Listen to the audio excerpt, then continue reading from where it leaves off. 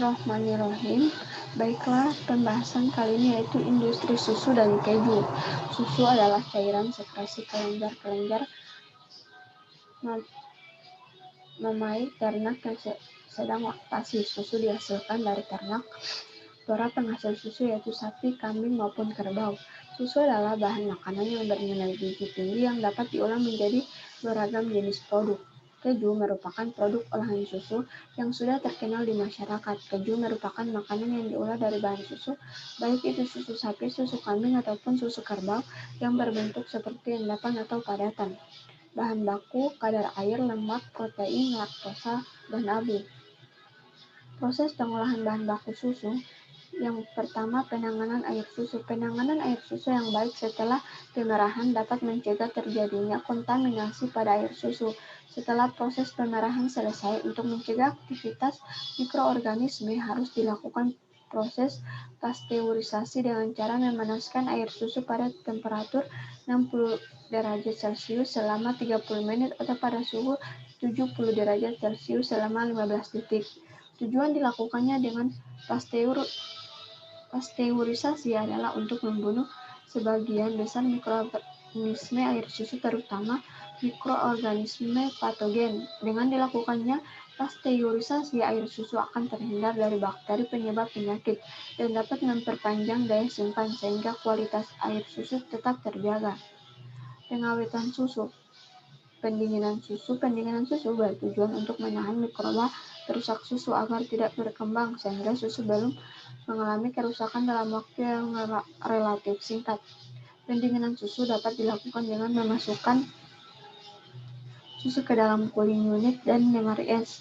Cara pendinginan susu dapat pula dilakukan secara sederhana, yakni meletakkan milk can ataupun wadah susu lainnya dalam air yang dingin dan mengalir terus. Cara sederhana ini biasanya dilakukan di daerah-daerah pegunungan yang berhawa sejuk.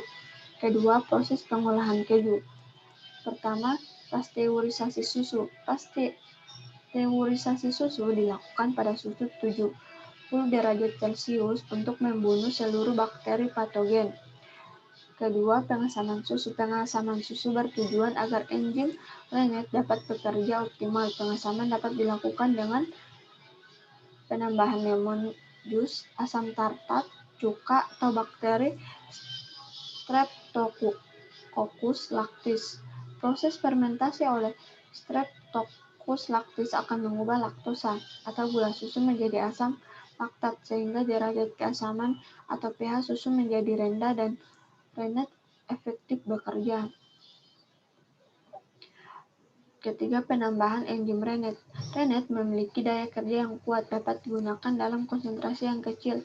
Perbandingan antara rennet dan susu adalah 1:5000. Kurang lebih 30 menit setelah penambahan rennet ke dalam susu yang asam, maka terbentuk curd.